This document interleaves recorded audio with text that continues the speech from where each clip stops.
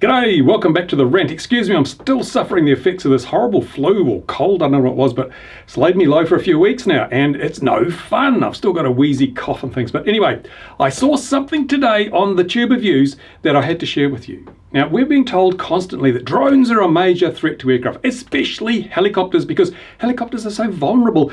A multirotor or a drone being drawn into the rotors of a small helicopter would cause death and destruction. You know, these things are so frail and so easily damaged. So I was quite surprised when I was trawling the web of views or the Tube of Views, and I came across a piece of footage showing a R-22 helicopter, probably one of the most vulnerable helicopters of all because they're pretty small and light and frail, actually chopping up a seagull. Now, we're not talking about a sparrow or a thrush or even a minor bird. We're talking about a seagull, and I checked on YouTube, on the interwebs, and it says that gulls weigh somewhere usually between about 1.2 and 1.8 kilograms, about the same as a Phantom 4, isn't it? Yes. So apparently these seagulls are quite heavy, and as we all know, with the rotor blades spinning at the speeds a helicopter's rotors spin, it doesn't make much difference what you hit. You know, when you jump off a bridge into a stream or a river and you land wrong, you know how hard water is, right? You know how very, very hard water is.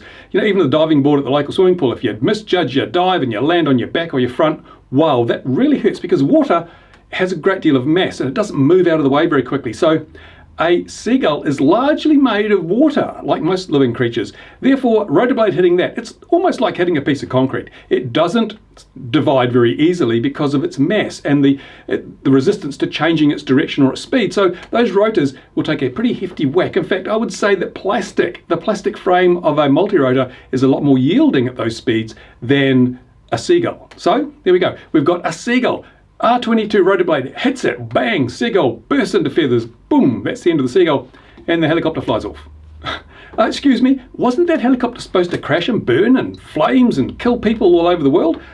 If we believe what we're told by the regulators and by the Airline Pilots Union and all these people who have vested interests in keeping drones out of the sky, yes, that's exactly what should have happened, but it didn't happen. There's a second, look also at the helicopter, the military helicopter over New York Harbor that was hit a Phantom drone, and it had a bit of a ding in the leading edge of the rotor blades. It looks to me very much as if any helicopter that strikes something like a bird or a drone is going to suffer a little bit of rotor damage, but it's not. We've got two instances here that we've seen the helicopter over the New York Harbor and this R-22 hitting a seagull, probably, let's be honest, 1.5 kg seagull.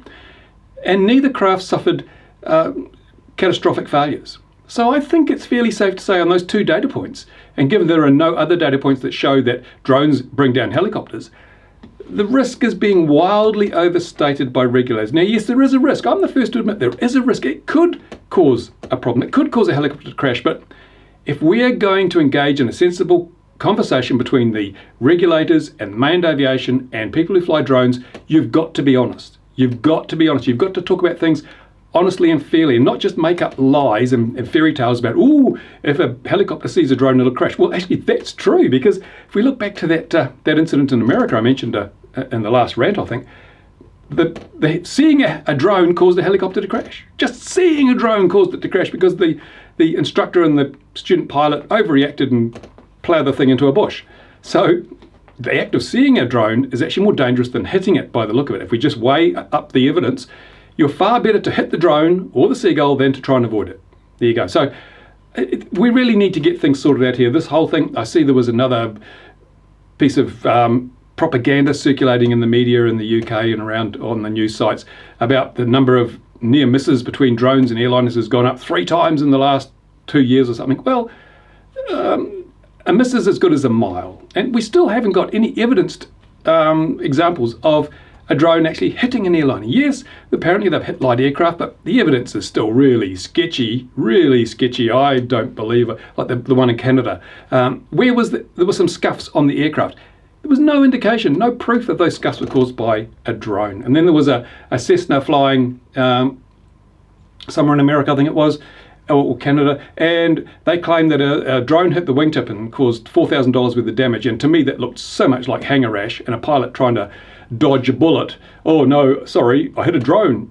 didn't bang it into the hanger by accident. No. Anyway, so yeah, time for some honesty, please, from the other side of the equation. I mean, but another piece of footage I saw, which was really, I don't know, what do you think of this one? This was a guy in, looked like Russia, flew his multirotor to over 10 kilometers. That's 33,000 feet, right?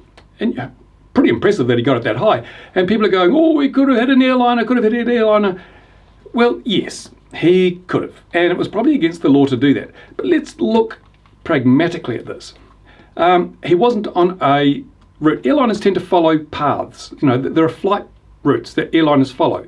They don't just fly anywhere because they've got to conserve fuel and they've got to be controlled by air traffic control. So they have flight paths. If you're not on a flight path, you're not going to find anything at 33,000 feet. There's not going to be a Cessna 172 just having a joyride, or a helicopter just flying around to see what it looks like, because they can't go that high. So if you're off the main airline routes, the reality is it's not a good thing to do, but it's not as dangerous as some might claim. I wouldn't do it. I wouldn't recommend anybody does it. But doing it doesn't necessarily mean you're going to kill people, as proven by this case. In fact, I was amazed he got the drone back, because it was down to 13 volts when he was way up there, and he brought it down and still managed to land it. So yeah, there you go. So if you were thinking of flying your multirotor or any model to 33,000 feet, don't do it. Just go and have a look at the video and you'll see what it looks like. Save yourself all that time, effort, bother, and possible prosecution. There you go. And you'll save the lives of hundreds of people on board an airliner. Yeah, right. Anyway, so that's my little rant for today. There's a lot of stuff on YouTube you probably didn't know was there. And as I say, we need to convince regulators, we need to convince pilots' unions, we need to convince manned aviation and the general public that aircraft are not the threat that is claimed for them. And in a video coming up, I'll tell you how I think we should go about doing that. But in the meantime, fly safely, don't break the law. Well, no, I won't say that. Don't endanger personal property, okay? And I'll catch you soon when I get over this horrible, nasty cough. And also my rendering computer has died, so I'm in the process of setting up a new computer and getting to grips with a new piece of software. I was using the was Sony Movie Studio Platinum, then they sold it to Magix, and Magix cocked it up, and so I was using version 14 of that, and they've just released version 15, and I thought, what a great time to upgrade my computer. Just as the new version comes out, I can do a clean install, but version 15's broken. It takes 20 minutes to load a project. It's ridiculous, and they're working on the bug, and they nearly had it fixed, but then they found another bug, so it wasn't last week, it won't be this week, it may be next week. I can't wait weeks, so I said my old rendering computer is broken, but it's still going, it just reboots regularly. So what I'm doing is using the old computer, but Magix, what's wrong with you people? If I boot up, or if I start up the movie studio program while my computer is connected to the internet, it pops up a little dialogue and says, time to upgrade to version 15. And you click, no thank you. And then Movie Studio, the editing software, will not render. Every time you try and render, it just crashes in a screaming heap. So they've done something to ankle tap the old version that was working reasonably well to force you to buy the new version. And of course the new version doesn't work. So they've effectively, I can't use that video editing software anymore, so I have to use something else. And I'm learning DaVinci Resolve at the moment, which looks really cool. So Magix have lost me as a customer. Well, they want me, I was happy to pay the $50 to upgrade from version 14 to version 15 if version 15 works, but it doesn't. So I have no option but to change horses. And DaVinci Resolve is free unless you want some of the special studio options. So I'm sorry, Magix. Bye-bye. You've just really screwed my workflow, and I'm not going to send you another cent because you still don't have a product I can use. There you go. Right, that's it. That was a rant, wasn't it? There you go. Anyway, I'm going to have a drink of lemon or something and I don't know, carry on. Try and get this up for you today. Thanks for watching.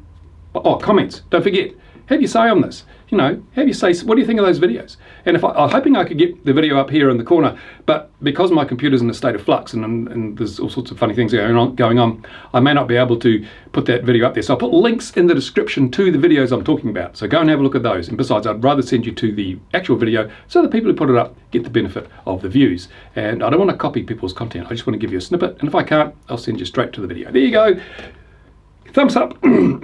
Oh, you see, I'm ill, I'm not well. Thumbs up if you like the video, thumbs down if you don't. If you can't make your mind up, go and watch PewDiePie, and see you later. Bye for now.